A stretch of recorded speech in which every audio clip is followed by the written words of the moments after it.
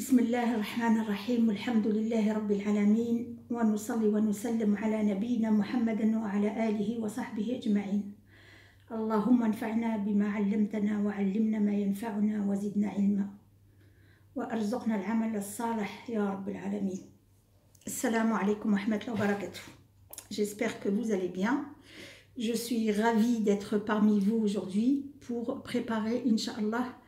J'ai mis comme intitulé le Hajj, mais en fait ça inclut l'Umrah forcément.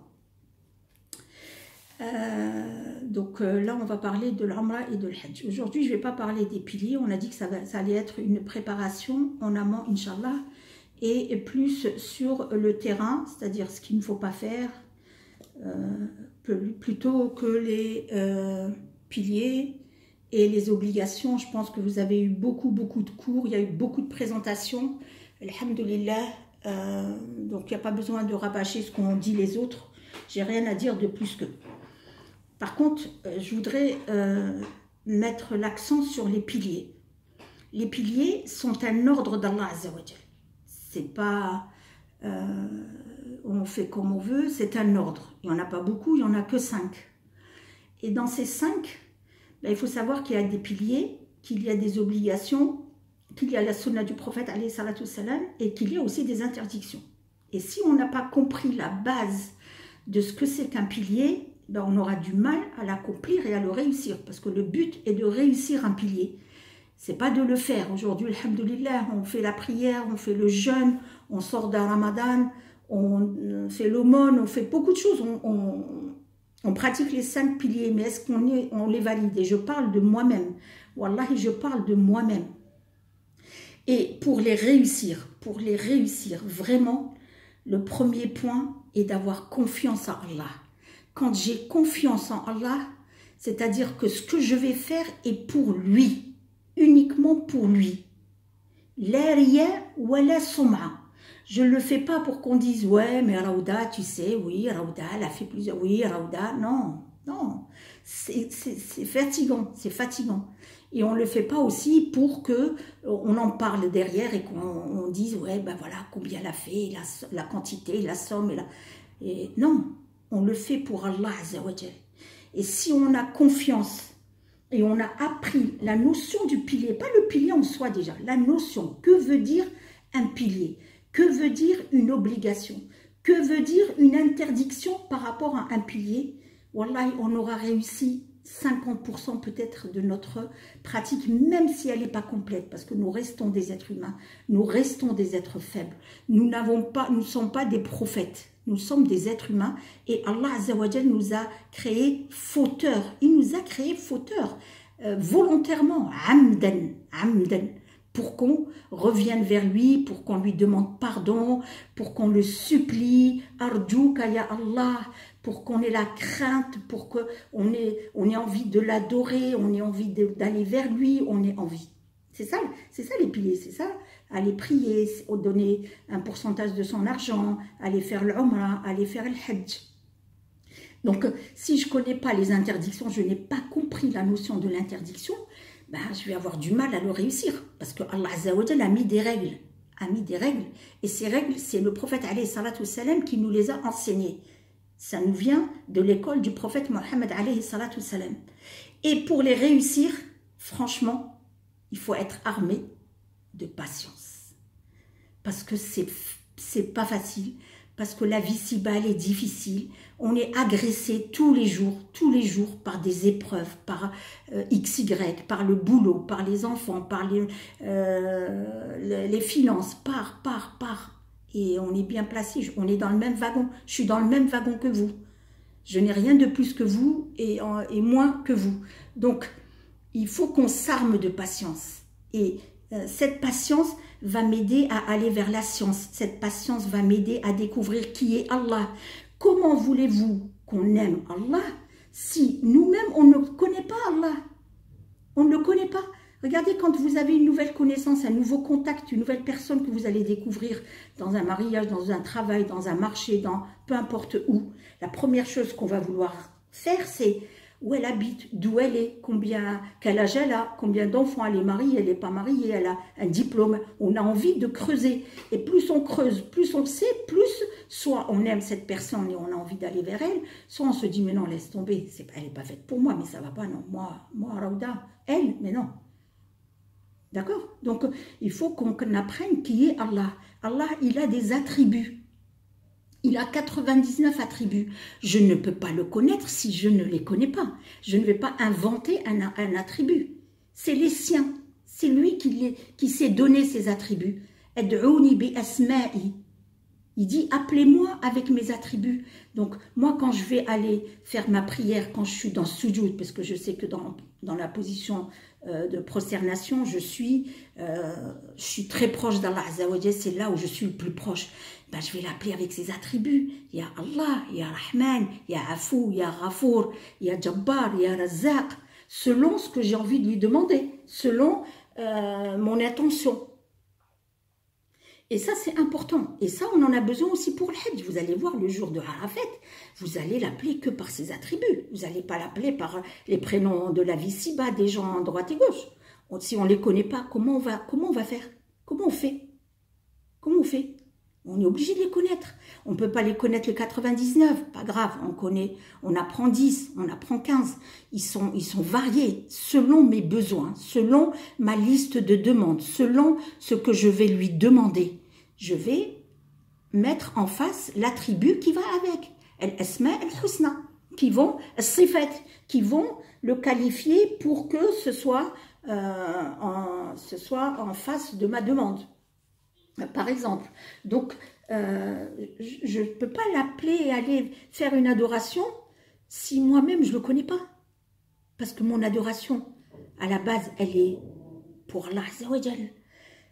Le doua principal, ce que les pèlerins vont dire principalement le jour, la période du Hajj, le jour de Arafat, c'est La ilaha illallah. وحده لا شريك له له الملك وله الحمد وهو على كل شيء قدير. Chaque mot, ce sont des noms d'Allah, je dois les attribuer. La sharika la, c'est qui? Lui, le ha, c'est pour qui? C'est pour lui. Ça sous-entend Allah Azza wa Jal. Lahul mulk, c'est quoi le mulk? Ça correspond à quoi le mulk? Lahul hamd, c'est quoi le hamd? Ah, je dois le remercier. Ah bah oui, je dois le remercier. Parce qu'il m'invite, parce qu'il me donne, parce qu'il m'a donné les délices de la vie, même en dehors du Hajj. Si je suis en vie, c'est par la grâce d'Allah. C'est lui qui m'a donné la vie, c'est lui qui m'a donné les délices de la vie. Les cieux, la terre, la mer, les océans, tout vient d'Allah Azza wa Jal. Et il est en train de nous éprouver, sauf que nous, on ne voit pas tout. Regardez avec Noussouk, franchement. Avec Noussouk, il y a beaucoup de gens qui ont les moyens, qui ont la santé, qui ont la science. Et pourtant, ils n'ont pas pu s'inscrire à Noussouk. Ils ont eu du mal à valider leur profil. Ils ont eu du mal à payer. Et pourtant, il y a l'argent sur le compte. Il y a l'argent sur le compte. Il choisit qui il veut. Il y a peut-être d'autres mamans, parents, grands-parents qui sont illettrés, mais ils ont pu s'inscrire parce que Allah a facilité leur chemin par les petits-enfants, par les enfants, par la voisine, par la banque, par je ne sais pas qui. Il invite qui il veut. Le pèlerin est un invité d'Allah. Ya Allah. Est un invité d'Allah. Vous savez, il dit toi, tu vas venir cette année. Et même là, moi, j'ai pas encore mon visa. J'ai mon reçu, j'ai pas mon visa, ça veut dire que je vais y aller. Allahu a'lam. Allahu a'lam. Allahu a'lam.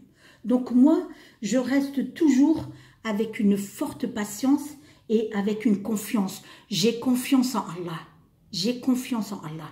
Je sais que s'il m'invite, c'est parce que, Inch'Allah, je serai capable. S'il ne m'invite pas, c'est pas grave. Ça sera pour l'année prochaine. C'est pas grave. C'est pas grave. Mais j'aurais fait le pas. Et ce pas-là, Allah, il va me récompenser. Allah, il récompense pour tout. Pour tout ce que nous faisons. Mithqala dharratan khayran tara. Wa mithqala dharratan sharran tara. Allah, la takhfalu khafiya. Il n'oublie rien. Il voit tout. Il connaît tout en nous. il connaît l'état du cœur, sauf que la différence entre lui et nous, c'est que nous, on s'attache énormément aux apparences. Ah, elle, ah oui, elle, eux, oui. Oh, oui, il a la maison, la voiture, le statut, ils partent en vacances, ils sont tout le temps à droite, à gauche. Et les enfants, ils vont faire des études à l'étranger, waouh. Parce que nous, on s'attache énormément aux apparences. Mais Allah Azza wa Jal, non, Allah Azza wa Jal ne regarde pas nos apparences, mais il regarde l'état du cœur. Là, on est ensemble, on est là pour Allah Azza wa Jal, mais Allah, il sait pourquoi on est là. Est-ce qu'on est venu parce que c'est férié? Bon, on va voir ce qu'elle va dire, cette Raouda, on ne la connaît pas, on va la découvrir. Et moi, je vais dire, bah écoute, tout le monde en fait, pourquoi pas moi? Et puis comme ça, j'aurai une vidéo, je vais la mettre sur mon YouTube, et puis voilà, comme tout le monde. Ou alors, je vais me dire, non, j'ai envie de m'investir pour aider les invités d'Allah, pour aider les pèlerines d'Allah, pour essayer de les accompagner pour Allah. Pourquoi? Pour qu'elles réussissent, pour qu'elles valident. J'ai envie dans ce Hajj, vous savez quoi? J'ai envie de laisser une empreinte. Wallah, c'est l'empreinte qui nous manque. C'est l'empreinte qui va manquer dans nos actions. Laissons une empreinte dans ce Hajj qui va demain témoigner pour nous. Parce que demain, on part avec des comptes. Et j'espère que nos comptes ne sont pas vides, qu'on a validé quelque chose. Si on n'a pas validé, c'est catastrophique. Et Inch'Allah, ce Hajj, on va le valider. On y va pour le valider. Donc, Allah Azza wa Jal, il nous éprouve tout le temps. Moi, pour moi, nous souk, c'est une épreuve. Wallah, c'est une épreuve. Si on n'ouvre pas les yeux, on se dit, ouais, nous souk, franchement, cette plateforme, ils sont nuls, ils savent pas, il y a des bugs, ça se passe pas bien. Ouais, mais non. Mais non. L'application, c'est l'application.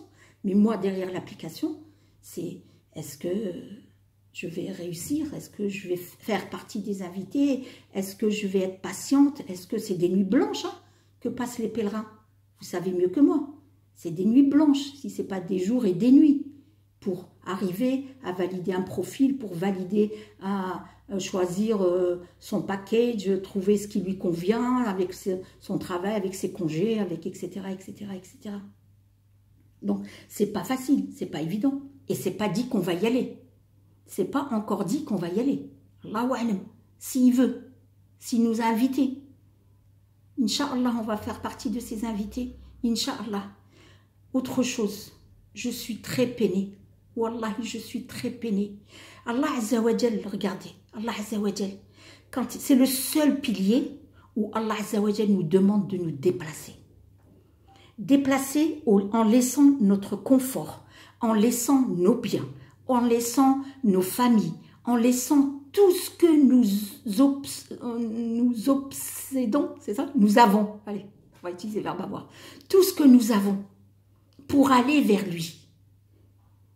On quitte nos maisons, notre pays, nos familles avec 2 valises ou une valise de 23 kilos, et peut-être 11 kilos bagages à main, et peut-être un sac à dos. On arrive à Mecca ou à Médine, c'est encore le fameux luxe. Waouh, moi je veux le 5 étoiles, je veux à côté du haram, je veux pas me fatiguer, je veux être ceci, je veux être cela. C'est quoi le 5 étoiles? Vous avez vu les 5 étoiles aujourd'hui, il y en a qui valent même pas 3 étoiles. Et les gens payent très cher dans l'horloge. Oui, dans l'horloge. L'humidité, les fuites, vous ne savez pas? Et quand on y va là-bas et qu'on s'installe, on laisse les valises. On laisse les valises. Et on monte à Mina avec un sac à dos, maximum 5 kilos. Il y a assez des 6 kilos. Hein? Et quand on arrive à Mina, on va poser le sac de 5-6 kilos sur un matelas d'une place, 90 cm là, pour aller à Arafat avec rien, un sac à dos. Donc plus on avance dans le Hajj, plus on avance et plus on laisse la dunya, plus on la laisse, elle est derrière. Allah il nous veut pas avec la dunya, Allah il nous veut sans la dunya. C'est comme le départ de l'au-delà, c'est comme un décès, c'est comme quelqu'un qui décède et qui va dans sa tombe. Donc quand on met les gens dans les linceuls, moi quand je fais les toilettes mortuaires et j'enveloppe ce défunt dans le linceul, il n'y a pas de poche. Je ne peux rien lui mettre dans ses poches. Et Allah, il nous veut comme ça. Regardez les hommes, comment ils sont vêtus. Sans rien, rien, rien. Pourquoi nous, aujourd'hui, moi je vois dans les groupes, il va chercher Amazon, il va commander, et la marque, ou les matelas, ou les gonflables. Et pourquoi? Pourquoi? C'est de l'énergie, c'est de la fatigue, c'est de la marque, c'est moi. Pourquoi on veut montrer encore notre statut et notre marque devant tout le monde? On va être avec tous les continents.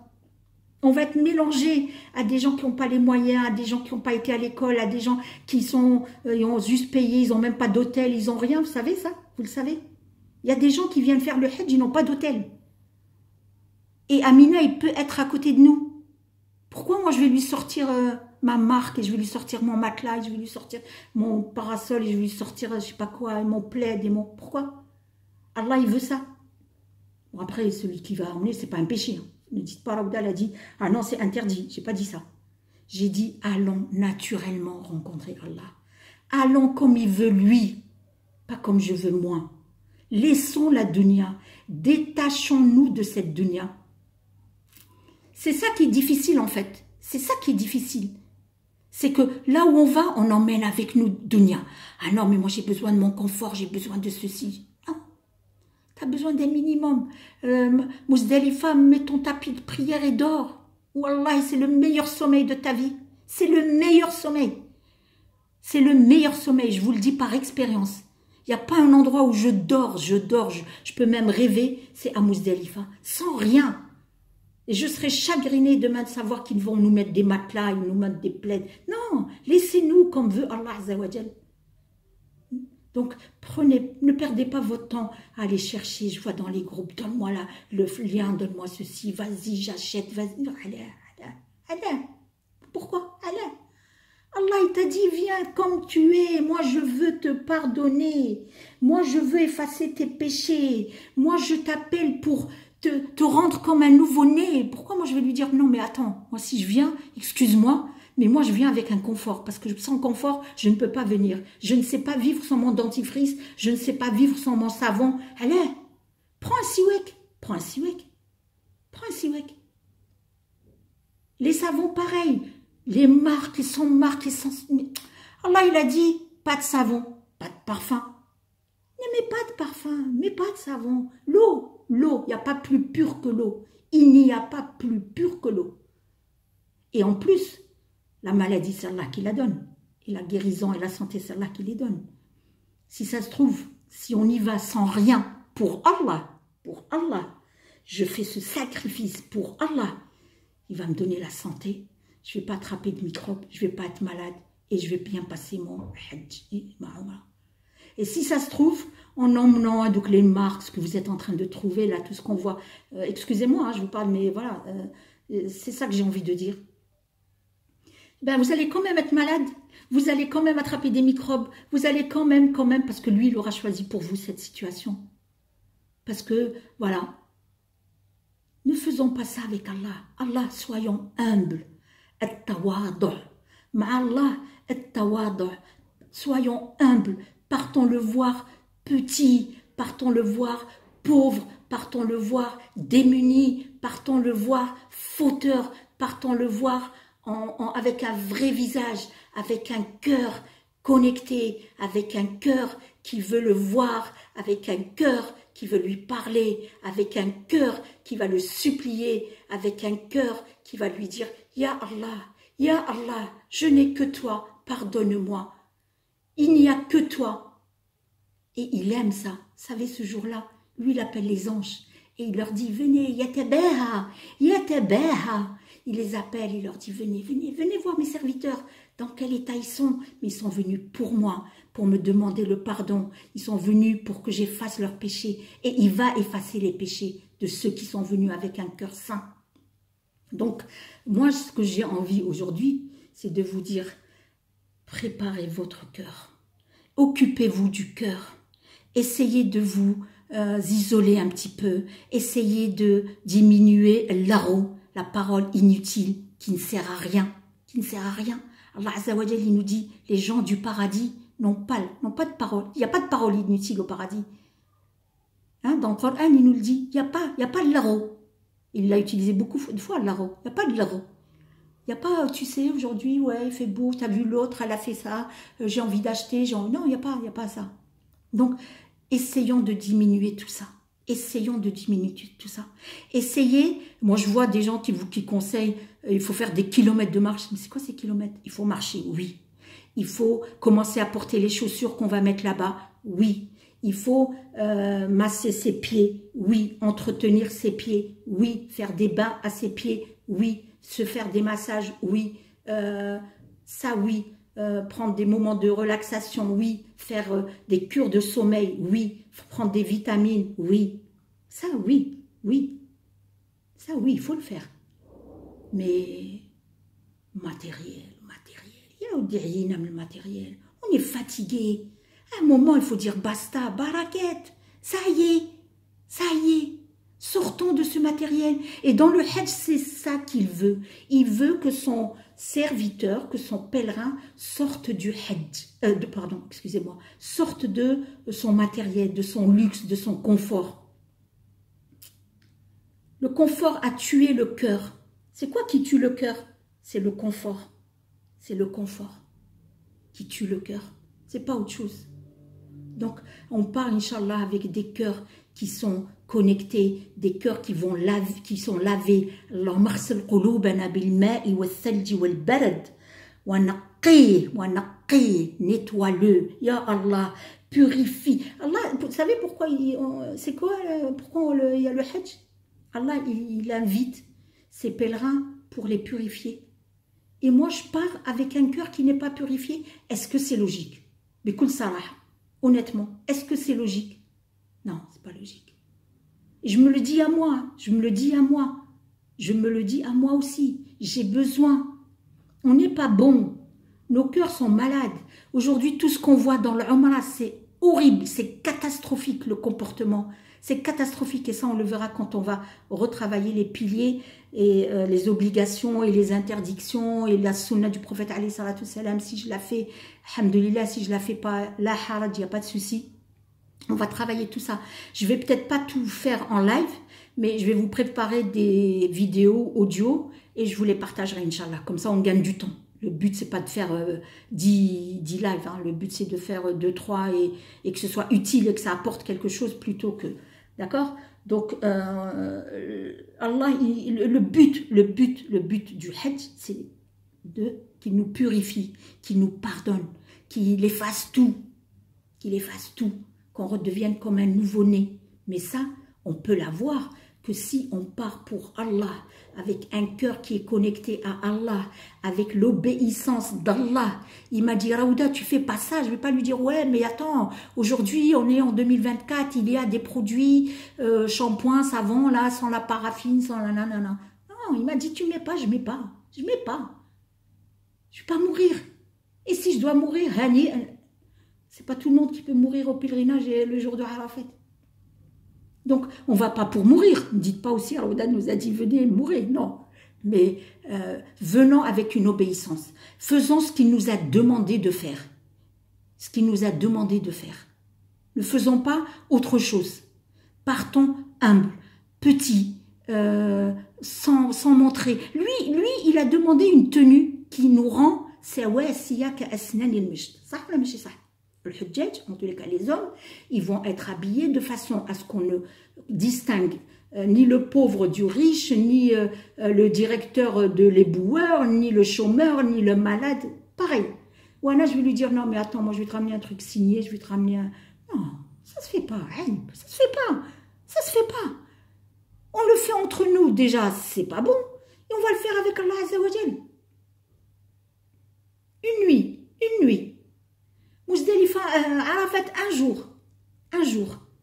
Et le jour de Arafat, on va travailler tout ça, mais je ne vais pas me goinfrer à manger jusqu'après, au moment où il faut aller faire des doigts, et ben je vais dormir, parce que quand on mange beaucoup, qu'est-ce qu'il fait? Ben ça monte à la tête, on va dormir. Combien d'années on a eu des femmes qui ont passé leur temps à dormir sous la tente le jour de Arafat, wallahi. Et on se réveille. Le jour de les jours de lapidation, on lui dit, il faut lancer les pierres une par une. Bismillah, Allahu Akbar. Et on va faire tout ça. Je vais vous montrer comment on le fait. De la main droite, comment on les prend dans la main gauche, etc. Et elle dit, ouais, moi, alhamdoulilah, j'ai tout balancé en une fois, et puis comme ça, j'ai liquidé. On a hit le... Non, non. Donc, moi, ce que je le conseille à moi-même aujourd'hui, prenez le temps de vous reposer. Vous êtes en long week-end, reposez-vous, sortez un peu de ces réseaux. Il y a des gens qui sont à 1h du matin, minuit, 11h, sans heure, pas d'heure. Récupérez du sommeil, prenez des bons bains, faites des tisanes, méditez toute seule, dans votre lit, dans votre balcon, dans votre salon, dans votre jardin, au bord de la mer, au bord d'un lac, sous un arbre. Méditez.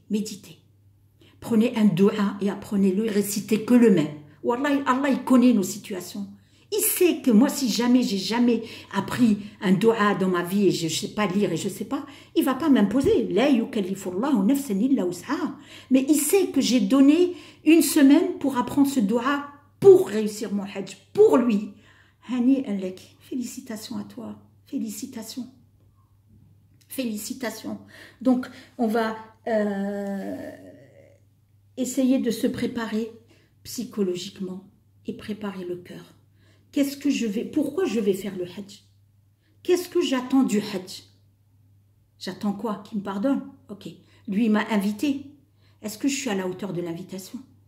Est-ce que je me suis préparée pour être à la hauteur? Vous savez, quand aujourd'hui on nous invite, il faut être à la hauteur quand même, hein, selon les personnes qui nous invitent, selon la cérémonie. On achète les vêtements qu'il faut, on achète les cadeaux qu'il faut, on se prépare comme il le faut, et on part pas comme ça pour une invitation. Et Allah, je pars comme ça, les mains vides, et je lui dis juste labbaik Allahumma labbaik. Mais non. Je dois me préparer. Je dois être à la hauteur de cette invitation. Je dois être connectée. Et maintenant, c'est quoi que j'attends? Qu'est-ce que je vais lui demander? Faites une liste. Vous savez, quand on est là-bas, on oublie. Hein, par la chaleur, par l'émotion, par la foule, par beaucoup de choses vont nous perturber. Les dernières années, il y a eu des pluies, il y a eu du vent, il y a eu des tempêtes, tout ça, ça perturbe. Oh mince, j'ai pas prévu ça. Donc, on prépare, on écrit en français, en anglais, en berbère, comme vous voulez. Préparez ce que vous voulez lui demander. C'est pas dans l'avion.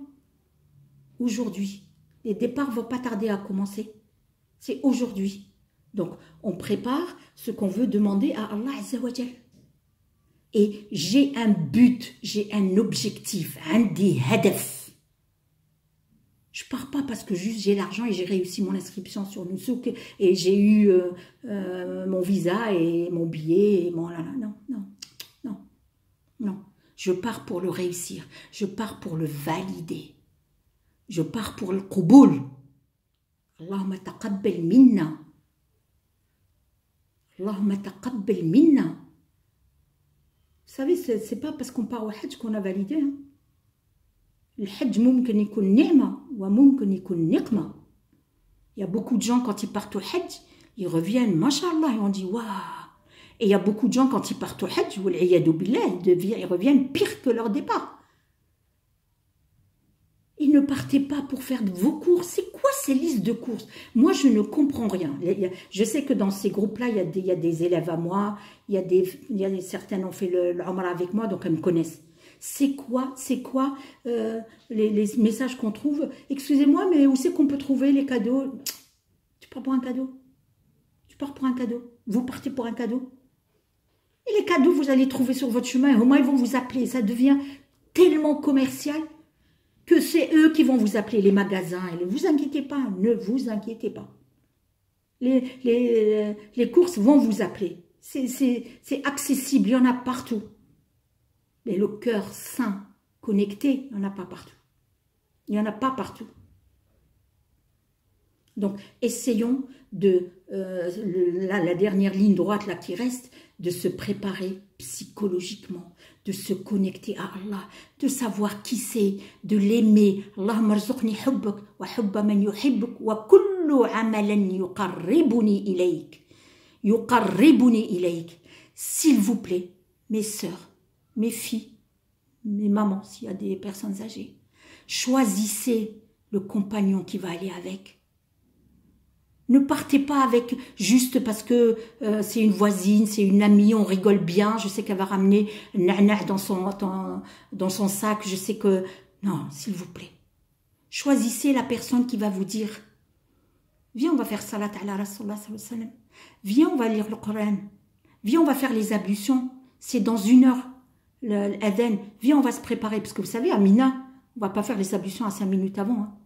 Ça, c'est même pas la peine. Hein. Faut oublier. Hein. Les ablutions, on les fait bien avant. Et il n'y a pas l'adhan. C'est les tentes, sous les tentes, il y a toujours un imam ou quelqu'un qui fait l'adhan. Donc c'est interne aux tentes. On peut l'entendre, on peut ne pas l'entendre. C'est pas gagné. Donc, s'il vous plaît, prenez la personne qui va vous tirer vers le haut plutôt que la personne qui va ramener dunya et qui vous l'imposer et qui va vous l'imposer. Parce que Mina, c'est pas facile. Hein. Mina, c'est pas facile. Moi, j'ai vécu des tantes et des années avec des femmes, mais c'est très difficile. Les dernières années, les femmes, enfin même les hommes, ne supportent plus Mina. Mais attendez-moi, excusez-moi, vous venez faire le Hajj, vous ne supportez pas Mina? Ah mais j'étouffe, je suis angoissée, je ne supporte pas, excusez-moi, je peux aller à l'hôtel? Oui, les gens vont à l'hôtel, c'est décevant. Le prophète alayhi salam, il n'a jamais quitté les 5 jours. Mina, il n'a pas quitté, il est parti faire tawaf ifada, il est revenu.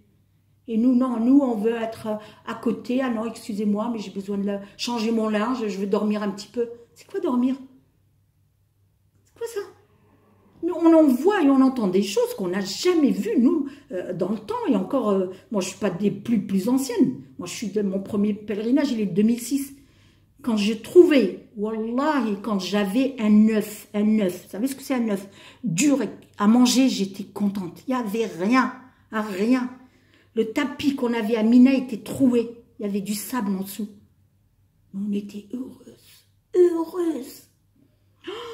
On était heureuses d'être là, d'être l'invité d'Allah, de pouvoir souffrir, de pouvoir avoir faim, ne pas manger, ne pas dormir comme d'habitude. Il est où le problème? On est revenu chez nous, on a retrouvé le confort. Ya Allah, Ya Allah. Donc, c'est plein de choses comme ça que j'ai envie de vous dire et je vais vous donner tout ce qui se fait pour chaque jour de Mina. Il y a beaucoup d'erreurs que font les femmes. Moi, je parle des femmes puisque c'est avec les femmes que je vis quand je suis au Hajj. Beaucoup. Vous savez que dans nos Hajj, certains finissent avec un divorce. Ou fait le Hajj, à Mina. Il lui dit « Inti talq ». L'inverse, à Mina. Lui, dans la vie de tous les jours, il ne la regarde même pas, il ne lui parle même pas, mais elle est belle, je garde bien. Et à Mina, Shaitan, il devient amoureux comme un fou. Toutes les 2 secondes, il vient à l'attente des femmes. « Eh Fatima, eh Khadouj, eh Hadi, eh Oudi, arrête, va te reposer. » Il se passe des choses, hein. Il faut se préparer à ça. Hein. Il faut se préparer à ça. Il y a des problèmes. Moi, j'ai vu des jeunes, des athlètes, je sais pas, des sportifs, voilà, carrure, machallah. Et bien, le jour de l'Jamarat, wallahi, ils ne pouvaient pas aller lapider. Ils ne pouvaient pas aller lapider. Vous allez lui dire, mais pourquoi?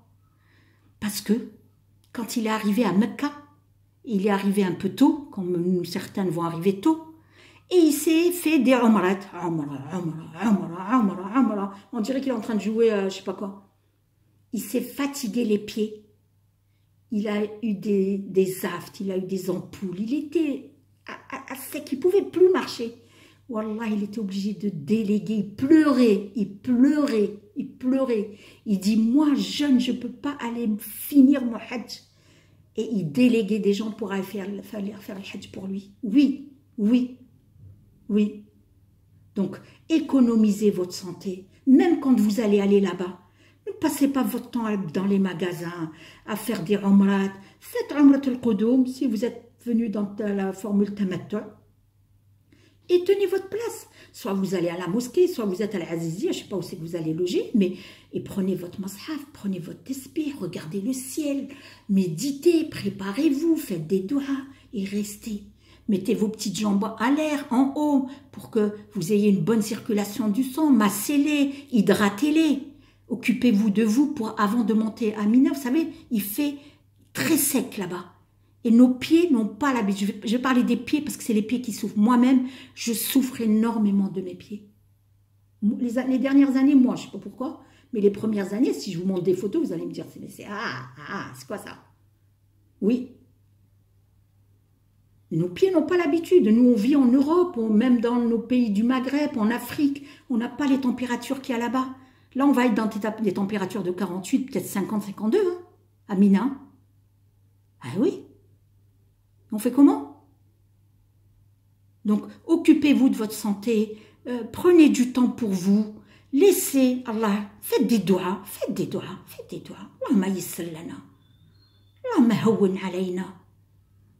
Faites des doigts pour qu'Allah facilite, Allah nous mette le bon compagnon, la compagne ou la bonne voisine Amina à côté de moi dans la tente pour qu'elle me tire vers le haut.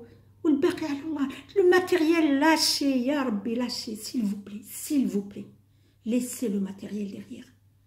On ne part pas à Mecca pour emmener la meilleure marque de sacs, de matelas, de shampoing, de abaya, de shahada. Ou shahada. Non. Voilà, je ne vais pas vous garder plus longtemps. J'espère que mon intervention, ça a été et on va continuer de cette manière, Inch'Allah. Donc,